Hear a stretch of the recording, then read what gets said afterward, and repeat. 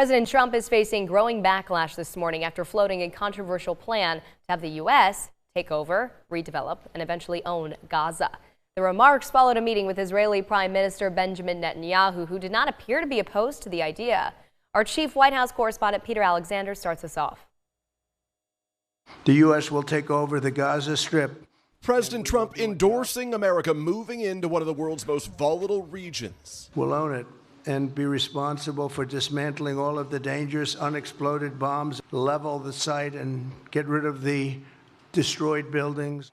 The plan involving the displacement of the entire population of Gaza, more than 2 million Palestinians. The president framing it as an economic opportunity. The Riviera of the Middle East. This could be so magnificent. Hosting Israel's Prime Minister Benjamin Netanyahu, President Trump said that in his vision of Gaza, Palestinians could return eventually, but that for now, they should be taken in by other countries like Egypt and Jordan. But many Gazans do not want to leave, and neighboring Arab countries have repeatedly said they won't take them in. NBC's Kelly O'Donnell asked if the president meant a permanent occupation. I do see a long-term ownership position, and I see it bringing great stability to that part of the Middle East. Later, not ruling out deploying U.S. troops to Gaza. If it's necessary, we'll do that. It's a remarkable reversal for President Trump, who's vowed to stop endless wars in the Middle East. It is not the duty of U.S. troops to solve ancient conflicts in faraway lands. Netanyahu saying the proposal was worth pursuing. He has a different idea, and I think it's worth paying attention to this.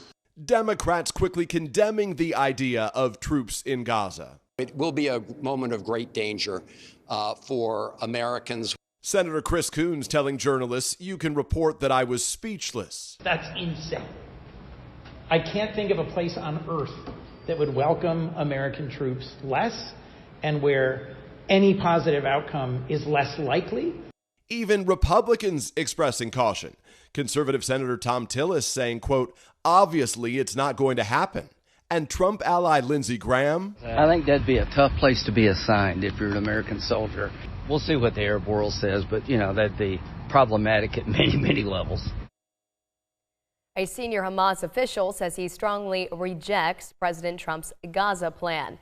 Izzat el-Rashik said that Trump's statements reflect confusion and deep ignorance about Palestine and the region, also saying that American bias towards Israel and against Palestinians and against their rights continues to be confirmed by such statements. The official went on to demand that President Trump retract his statements because such statements add fuel to the fire.